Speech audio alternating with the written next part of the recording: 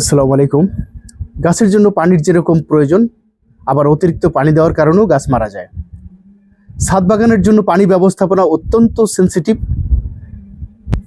দেখুন, সবচেয়ে সহজ টেকনিক হচ্ছে, যে গাছের পাতা মোটা, কাণ্ড রসালো, সেই গাছে পানির পরিমাণ কম লাগে, বা দীর্ঘদিন বিরতিতেও দিলে গাছ মারা যায় না।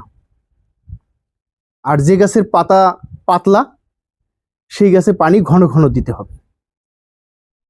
নার্সারি থেকে যখন আমরা গাছ কিনে আনি, তখন কাদা বা ভেজা অবস্থায় কোনো গাছ লাগাবো না।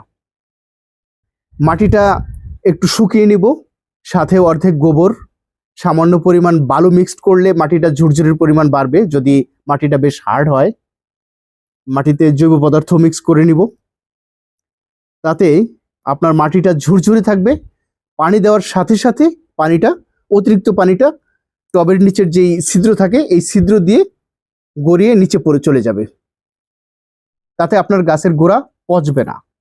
গাছে পানি দিতে হবে কিনা, প্রথমে আঙ্গুল দিয়ে দেখব, যে হাত দিয়ে দেখব মাটিটা ভেজা বা কাদা অবস্থা আছে কিনা। যদি ভেজা বা কাদা অবস্থা থাকে, তাহলে কখনোই পানি দিব না।